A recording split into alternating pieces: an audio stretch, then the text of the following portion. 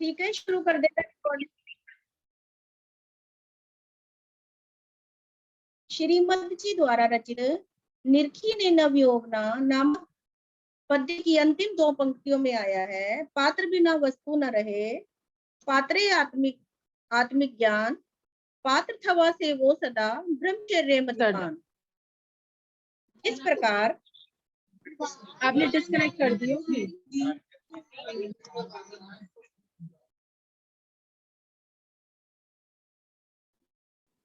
जिस प्रकार शेरनी का दूध सामान्य पात्र में नहीं टिकता, फट जाता है, मात्र सोने के पात्र में टिकता है, इसी प्रकार इन परम तीर्थंकर परमात्मा की सदगुरु की वाणी सुनने की पात्रता बनानी पड़ेगी। मतिमान अर्थात जिसकी मति में ऐसा बैठ गया कि मैं शुद्ध चैतन्य स्वरूपी आत्मा हूँ, शेष कोई मैं नहीं हूँ, मेरे नहीं है, उसी को हमारे यहाँ मति ज्ञानी आत्मज्ञानी कहा जाता है, जो आत्मज्ञान प्राप्त करने के लिए आत्म सिद्धि सूत्रकार के आगम चोर रूपी इस इस शास्त्र को सुनने की पात्रता बनानी पड़ेगी। मतलब तो आत्मज्ञान प्राप्त करने के लिए आत्म सिद्धि सूत्रकार के आगमों के निचोड़ रूपी इस शास्त्र को सुनने की पात्रता बनानी पड़ेगी। हमें अपनी पात्रता बनानी होगी। पात्र वही कहलाता है जो परम विनय पूर्वक विनयोपासना के साथ सदगुरु के समक्ष जाकर और मात्र एक जिज्ञासा रखता है कि मैं जन्म मरण से मुक्त हो जाऊं। जिस स्वरूप को न समझने से मैंने अनंत जन्म मरण किए हैं, अनंत काल से जन्म मरण का अनंत दुख पा रहा हूँ, ऐसे दुख से दुखी हो गया हूँ, इनका उपाय पाना चाहता हूँ, वह पात्र है। उस पात्रता के लिए अखंड ब्रह्मचर्य का पालन प्रथम अनिवार्यता है। सर्व दुखों का मूल, सर्व दुखों का मूल क्या है? यहाँ प्रवचन में आने वाले मात्र उस जन्म मरण के दुख को मिटाने के लिए आए हैं। मैं ऐसा मानूं तो फिर आपके परिवार परिजन व्यापार संबंधी दुख बेटा बेटी नहीं हुआ, उसका दुख बेटे की शादी नहीं हो रही है, उसका दुख मकान दुकान बढ़िया नहीं बना है, उसका दुख और न जाने कितने रोग शोक दुख दारिद्र्य है, उनका क्या होगा? आप सभी इस प्रकार के तात्कालिक दुखों का उपाय सुनने हेतु संयमी साधु साध्वी के पास नहीं जाते हो। इन सारे दुख का मूल कारण है जन्म। यदि जन्म ही नहीं लेना पड़े तो ये सारे दुख आए ही नहीं। जन्म है तो मृत्यु है, मृत्यु में दुख है, अर्थात जो जो अनंत जन्म मरण के अनंत दुख से दुखी हो गए हो, फिर उस दुख का निवारण करने के लिए आए हो, तो आपकी पात्रता है, अन्यथा कुपात्र हो, अपात्र हो, सुनने के अधिकारी नहीं हो। शंकर परमात्मा ने मात्र एक ही प्रकार का मार्ग बताया है, और वह मार्ग है, और वह मार्ग जिसने जाना है उसकी सुने। महाराज जी कह रहे हैं कि सर्व दुखों का मूल जो है वो जन्म है, और हम जो यहाँ जन्म, क्या कोई चाहता है कि जन्म का और मरण का दुख मिटाए? हम तो अभी अपने उसी में ही फंसे हुए हैं कि बेटा बेटी इसकी शादी नहीं हुई, बढ़िया दुकान मकान बन जाए, ये हो जाए, तो हम तो इसी में ही अटके हुए हैं। तो ये हमारी पात्रता नहीं है, हम कुपात्र हैं। तीर्थंकर परमात्मा ने मात्र एक ही प्रकार का मार्ग बतलाया है, और वह मार्ग जिसने जाना है उसकी सुने।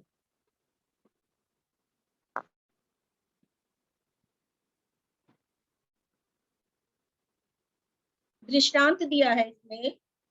लाल किला पूछने पर किसी ने पूरी दिल्ली का नक्शा निकाल करके बताया, यहाँ से यूं जाओ, यहाँ से यूं जाओगे और लाल किला आ जाएगा। क्या उसे मान लेगा? नहीं। एक ने कहा कि मैं तो जानता नहीं, उधर गया नहीं, मेरे पिताजी वहां रहते थे, तो मेरे पिताजी अमुक मार्ग से अमुक मार्ग, अमुक मार्ग से अमुक मार्ग करके वहां जाते थे। लाल किला मान लेगा? नहीं। सूत्र कौन सा दिया था? से सुतम में अजतम चौ में।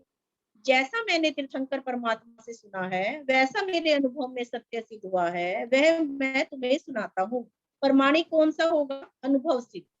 एक मुश्किल से 10 वर्ष का बच्चा, और वह मजदूरी करता है, और वह बच्चा कहता है कि मैं प्रतिदिन लाल किला जाता हूँ, वापस आता हूँ, मैं बता रहा हूँ कि यह रास्ता ऐसे ऐसे करके आपको वहां लाल किला पहुंचा देगा।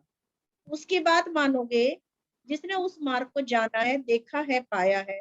यहाँ भी इसी प्रकार है, मोक्ष मार्ग के संबंध में भी ऐसा ही मानो। ये दृष्टांत दिया महाराज जी ने कि जो है इस मार्ग को वही बता सकता है जिसने उसको देखा है, जाना है। तो पहले देखने जानने वाले कौन हो गए? वो हो गए तीर्थंकर परमात्मा। अब उन तीर्थंकर परमात्मा तो इस समय है नहीं, लेकिन उस मार्ग पर चलने वाले और उस मार्ग को अच्छी तरह से जानने वाले हो गए सदगुरु। तो उन्हीं के माध्यम से हम इस मार्ग को जान और समझ सकते हैं। ये कह रहे हैं इसमें कि मोक्ष मार्ग के संबंध में भी ऐसा ही मानना। जैसे सामान्य रूप से हम किसी से रास्ता पूछते हैं, चाहे वो छोटा बच्चा भी है, अगर वो कहता है मैं रोज इस रास्ते पे आ जा रहा हूँ, तो हम उसकी बात को प्रमाणिक मानेंगे और उसकी बात मानकर उस रास्ते पर जाएंगे। और हमें, जैसे हमें लाल किला पहुंचना है, यहाँ लाल किले का उदाहरण दिया, तो हम लाल किला पहुंच जाएंगे। तो इसी प्रकार से जिसने अनुभव किया है, जो उस रास्ते पर चला है, वही हमें वहां पर पहुंचा सकता है। क्या मोक्ष के अनेक मार्ग हैं? आत्मज्ञान, आत्मदर्शन, आत्मरमणता रूप मोक्ष का मार्ग है। आत्मज्ञान, आत्मदर्शन, आत्मरमणता रूप मोक्ष का मार्ग है। मोक्ष का मार्ग तो एक ही है। उत्तराधन सूत्रकार 28वें अध्ययन में तप की विशेषता मान करके कहते हैं, ज्ञान, दर्शन, चारित्र, तप रूप इन चारों की युक्ति मोक्ष मार्ग है। मोक्ष मार्ग है और मोक्ष मार्ग है, हिंदी में दोनों में अंतर है। बहुवचन हो गया और है एक वचन हो गया। शब्द के बोलने में भारी अंतर पड़ जाएगा। है शब्द एक वचन और है बहुवचन। ज्ञान, दर्शन और चारित्र और तप, ये चारों अलग अलग मार्ग नहीं है, तीनों या चारों मिलकर के मोक्ष का मार्ग है। आपको व्यवहार का दृष्टांत दिखाई देता है कि इस चौराहे के 4 रास्ते जा रहे हैं, चारों रास्ते लाल किले पर पहुंचा देंगे। अरे चारों रास्ते तो लाल किले पहुंचा देंगे, परंतु भगवान महावीर का मोक्ष रूपी मार्ग और मोक्ष रूपी मंजिल के भिन्न भिन्न मार्ग नहीं है, एक ही मार्ग है, वह एक ही धर्म है। क्या धर्म के भेद हो सकते हैं? आकार धर्म, अणकार धर्म, दो भेद होंगे नहीं। सारे मोक्ष मार्ग पर चल रहे हैं। जिसको सम्यक्त प्रकट हो गई है, वह उस मोक्ष के मार्ग पर धीरे धीरे चल रहा है। जिसने अगली चौकड़ी कषाय का भी अभाव कर दिया है, वह उस मार्ग पर तेजी से चल रहा है। और जो निरंतर अप्रमत अप्रमत अप्रमत अप्रमत थोड़ा सा प्रमाद में चला गया, पुनः अप्रमत भाव में आ जाता है, ज्ञाता दृष्टा भाव में, और उसमें छठे का काल घटता जाता है, सातवें का काल बढ़ता जाता है। इस प्रकार के संयमी साधु साध्वी वे इस मोक्ष मार्ग पर तेजी से दौड़ रहे हैं।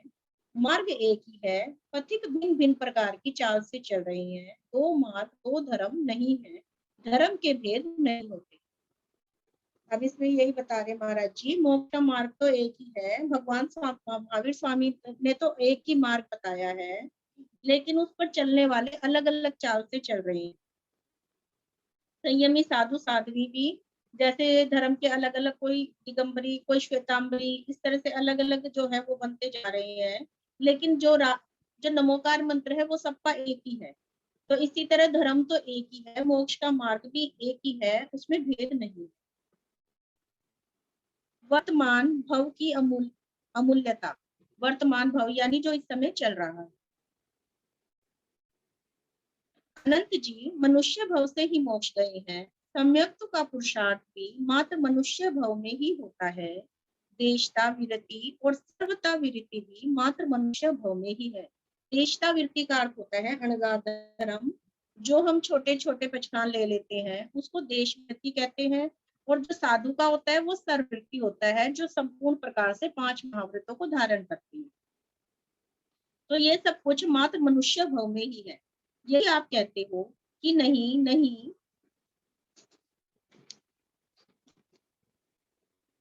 दो त्रियन, आप यदि आप कहते हो कि नहीं नहीं, दो ऐसे त्रियंच में थे जिनको देश विरति आ गई थी, तब भी मार्ग पूरा तो नहीं कर पाए।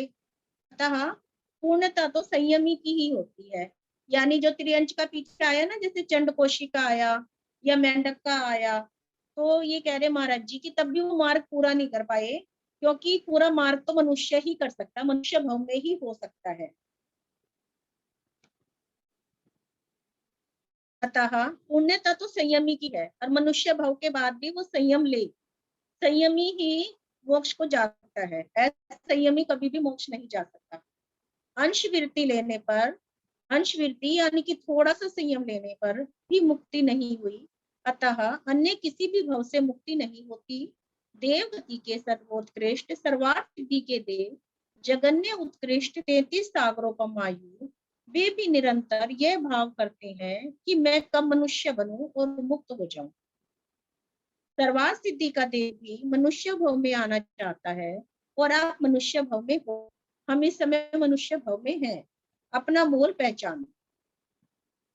यदि ऐसा मूल्य रतन चिंतामणि जैसा मनुष्य भव मिला है, केवली प्रज्ञप्त वाणी सुनने का अवसर मिल रहा है, अनंत जन्म मरण करते करते और पुण्य के पुंज पूर्व के भव में एकत्र किए, और पूर्व के भव में मनुष्य बनने के लिए 4 विशिष्ट कारण थे। आयुष कर्म का बंध पड़ा उस समय, तब ऐसे इस मनुष्य भव में आया, ऐसे क्षेत्र में, ऐसे कुल में जन्मा, ऐसे स्थान पर आ गया कि जहां परम तीर्थंकर की वाणी और सदगुरु का योग मिला, और फिर भी नहीं सुने, सुनकर भी अनसुना कर दे, श्रद्धा न करे, आचरण न करे, तो कुछ सार नहीं निकलेगा। यही बता रहे हैं कि जो वर्तमान भव की जो मूल्यता, यानी कि वर्तमान में हमें चारों ओर से अनुकूल सामग्री प्राप्त हुई है, हमें जैन धर्म भी सुनने का मौका मिल रहा है, हम जैन धर्म में भी पैदा हुए, हमें सदगुरु का समागम भी मिल रहा है, लेकिन फिर भी हम सुनकर अनसुना करें और श्रद्धा ना करें और साथ में आचरण ना करें, तो कोई सार नहीं निकलेगा। जैसे हम पहले थे वैसे ही आज है, और आगे अनेक भाव करते रहेंगे। धर्म का मूल, मोक्ष का द्वार क्या। और साथ में ये जो बताया कि जो देव गति के सर्वोत्कृष्ट देव भी जो है, वो भी ये भावना भाते हैं कि मैं कब मनुष्य बनूं और कब मुक्त हो जाऊं। सर्वार्थ सिद्धि के जो देव होते हैं, वो सम्यक्त भी होते हैं, और वो एक भवअवतारी होते हैं, लेकिन वो भी निरंतर यही भाव करते हैं कि मनुष्य बनूं और मुक्त हो जाऊं। और जब इसमें ये कह रहे महाराज जी हमारा पुरुषार्थ जगाने के लिए कि हम तो मनुष्य भव में हो ही इस समय, फिर अपना पुरुषार्थ क्यों नहीं जगाते। पुरुषार्थ शब्द यहाँ पर बहुत बारी आएगा। पुरुषार्थ शब्द का अर्थ होता है कि पुरुष माने, पुरुषार्थ, पुरुषार्थ का अभी मैं फिर बताऊंगी इसका देख करके। मैंने पुरुषार्थ का वो पढ़ा था आज, तो मैं बताऊंगी इसको देख करके। परिश्रम से नहीं, पुरुषार्थ का अर्थ परिश्रम से तो है, लेकिन पुरुष माने आत्मा। हाँ, आ गया मुझे याद, पुरुष माने आत्मा,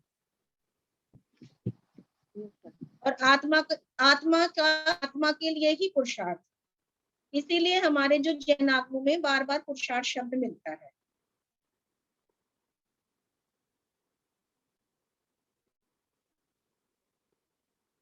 धर्म का मूल, मोक्ष का द्वार क्या। यहाँ पर सदगुरु के प्रति विनयोपासना आई है। उत्तराधन सूत्र में शिष्य की परम विनयोपासना के लिए विनय प्रतिपत्ति का पूरा पहला अध्ययन है। इसका कारण है विनयोमोक्षो द्वारम, यानी विनय मोक्ष का द्वार है। यहाँ आत्म सिद्धि में भी आ रहा है, किंतु वह विनय विनय परम विनयोपासना किसके प्रति, उस पद के प्रति मैं नमन करता हूँ कि जिस सदगुरु ने मुझे यह समझाया कि जो मैं पूर्व में अनंत काल तक नहीं समझ पाया था, अतः अनंत दुख पाया, अनंत काल तक जो मैं नहीं समझ पाया, मात्र सदगुरु के माध्यम से मनुष्य भव में ही समझ सकता हूँ। यहाँ पर ये बता रहे महाराज जी कि उत्तराधन सूत्र में जो है शिष्य के, पहला हमारा उत्तराधन सूत्र का पहला अध्याय विनय है, विनय पर है कि विनय जो है मोक्ष का द्वार है। किंतु विनय और विनय उपासना किसके प्रति करनी है, मैं उस पद को नमन करता हूँ सदगुरु को, जिन्होंने मुझे ये समझाया जो मैं पहले अनंत काल के भव में नहीं समझ पाया, और मैं अनंत दुख उठाता था। और मैं इस भव में, यानी इस मनुष्य के भव में मात्र सदगुरु के माध्यम से मुझे ये समझ में आ रहा है कि मोक्ष का द्वार क्या है। इसलिए सदगुरु के प्रति यहाँ पर लिखा है कि उनके प्रति विशेष विनय का भाव होना चाहिए। इसको हम बाकी कल पढ़ेंगे, या कर दूं पूरा तो फिर ध्यान रह जाएगा। चैतन्य उठे जाग मेरे चैतन्य, तू अजर अमर अविनाशी है, क्यों मृत्यु का भय खाता है, तू शाश्वत घर का वासी है। ओम शांति।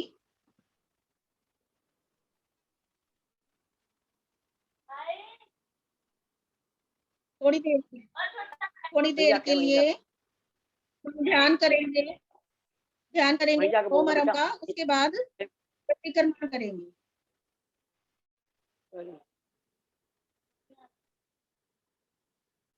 ज्ञान मुद्रा में हाथ हाथ ज्ञान मुद्रा में, आंखें कोमलता से बंद।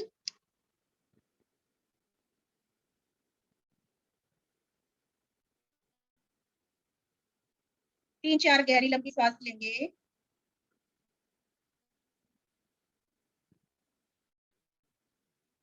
धीरे धीरे नाभि तक श्वास को खाली करेंगे, फिर श्वास को भरेंगे।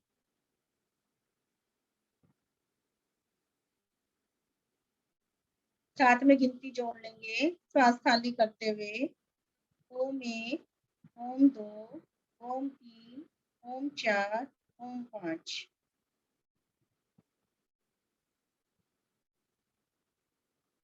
श्वास भरेंगे। ओम 1, ओम 2, ओम 3, ओम 4, ओम 5। गिनती कम ज्यादा हो सकती है।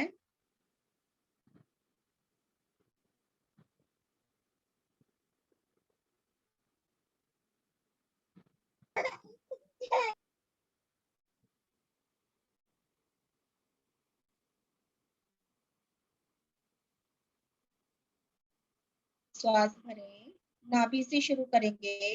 कल्पना करें मेरी नाभि से ओम बन रहा है, ओम बनता हुआ ऊपर आ रहा है और मेरे मस्तक पर अरहम बन रहा है।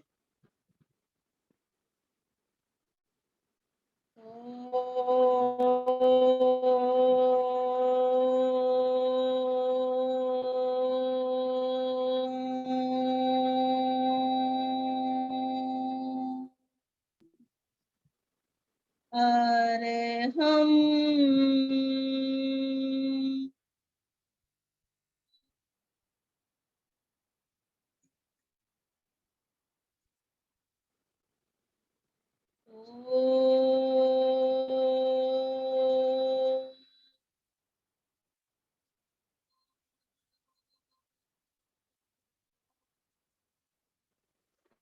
अरहम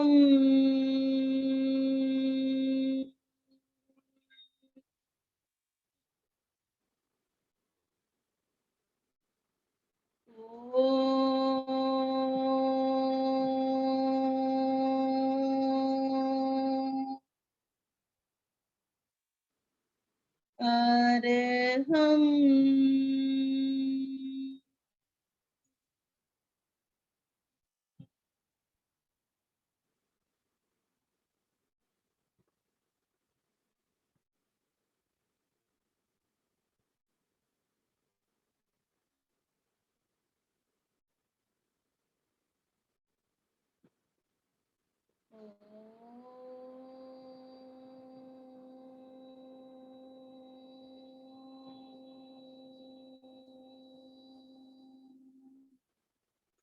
अरहम।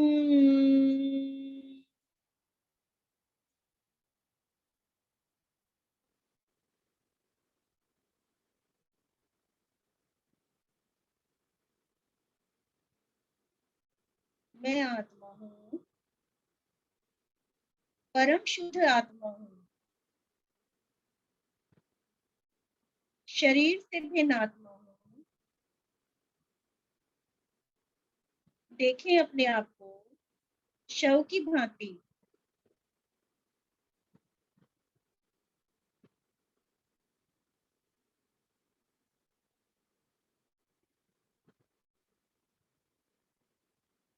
मैं आत्मा हूँ, परम चैतन्य आत्मा हूँ, चित स्वभावी आत्मा हूँ,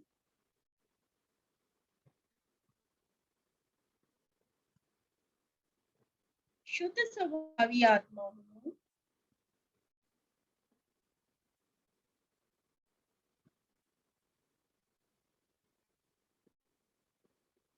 मुक्त आत्मा हूँ, सर्व बंधनों से रहित आत्मा हूँ, सर्व कर्मों से रहित आत्मा हूँ,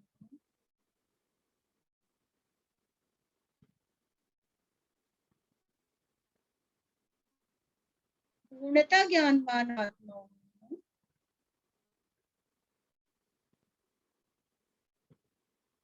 त्रिकालदर्शी आत्मा हूँ,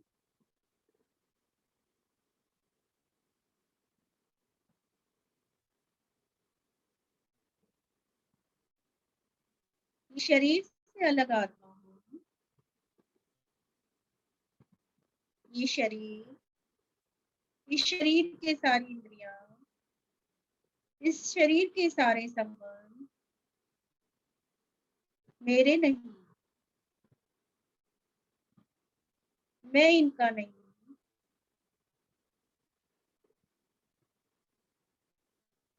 सर्व बंधनों से मुक्त आत्मा हूँ,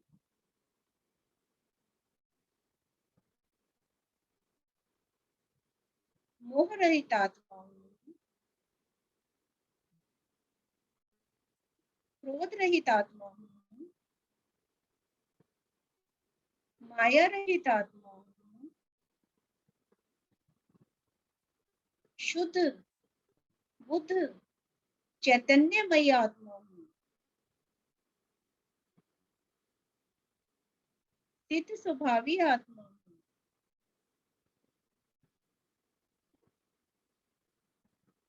मैं स्वयं सिद्ध हूँ, मैं ही अरिहंत हूँ।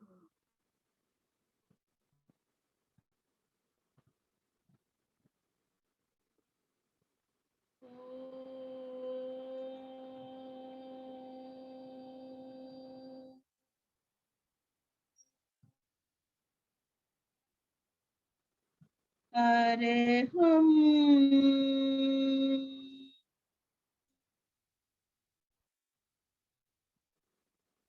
ओ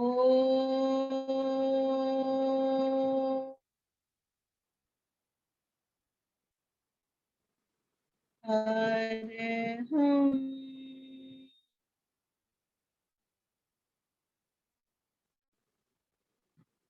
ओ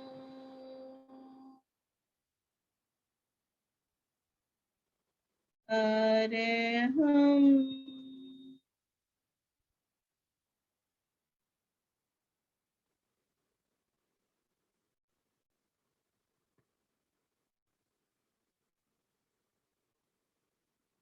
मन ही मन प्रभु महावीर की आकृति बनाए, देखें कि मैं भी ऐसा ही हूँ।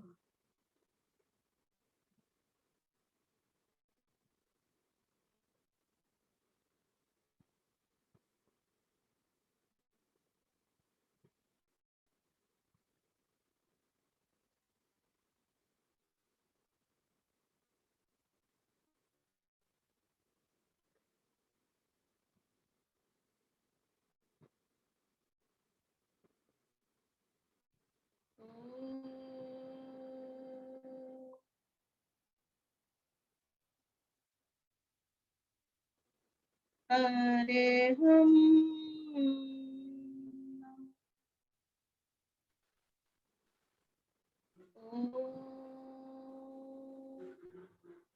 अरे हम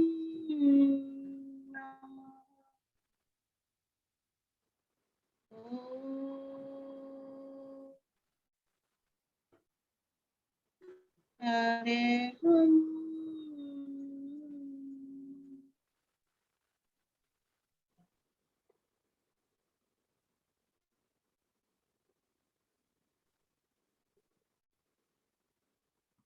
हे प्रभु, मैंने आपकी संगत की है, मैं भी आपकी जैसा अनंत गुणों का धारी हूँ। आपको बार बार वंदन नमस्कार करता हूँ।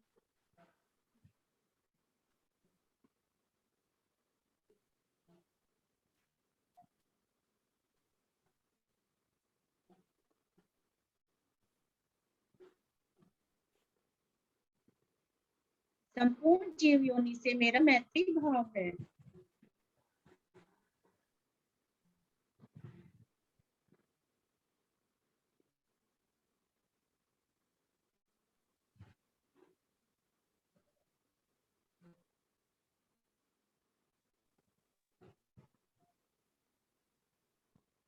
ओम परम शांति शांति शांति।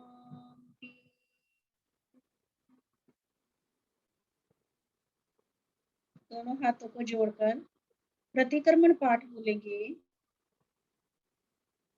हे प्रभु, मेरे द्वारा मनवचन काया से संभ्रम संभारम आरंभ द्वारा कृतकारी तन्मोदना द्वारा क्रोध मान माया लोभादि कषायों द्वारा दिवस अथवा रात्रि में पंच पाप रूप परिणाम हुए हो। प्रमादवश व्रतों में अतिक्रम व्यतिक्रम अतिचार अनाचार रूप दोष लगे हो। एकेंद्रिय से संगी पंचेंद्रिय पर्यंत किसी भी जीव की विराध न हुई हो।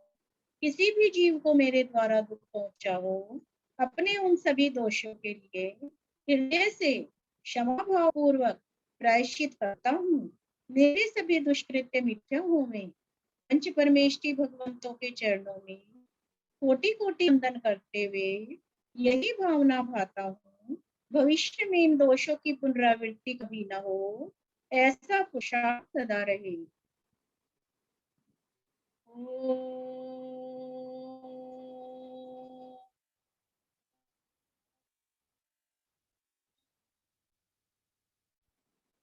शांति शांति शांति।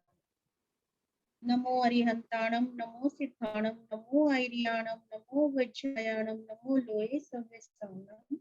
ऐसो पंच नमोकारो सवे पावपणासनो मंगलानंचे सवे सिंह पड़मंग हवई मंगलम। गुरु महाराज की आज्ञा से श्री चत्तारी मंगलम, अरिहंता मंगलम, सिद्धा मंगलम, साहू मंगलम, केवली प्रणतो धम्मो मंगलम। चत्तारी लुगतमा, अरिहंता लुगतमा, सिद्धा लुगतमा, साहू लुगतमा, केवली प्रणतो धम्मो लुगतमा। चत्तारी शरणं पवज्जामि, अरिहन्ते शरणं पवज्जामि, सिद्धे शरणं पवज्जामि, साहू शरणं पवज्जामि, केवली प्रणतम धम्मम शरणं पवज्जामि। चार शरणा दुख करना सुख, चार शरणा दुख हरना सुख करना, और न शरणा कोई जो भव्य प्राणी आदरे अक्षय अमर पद होए। पंच परमेष्टि भगवान की।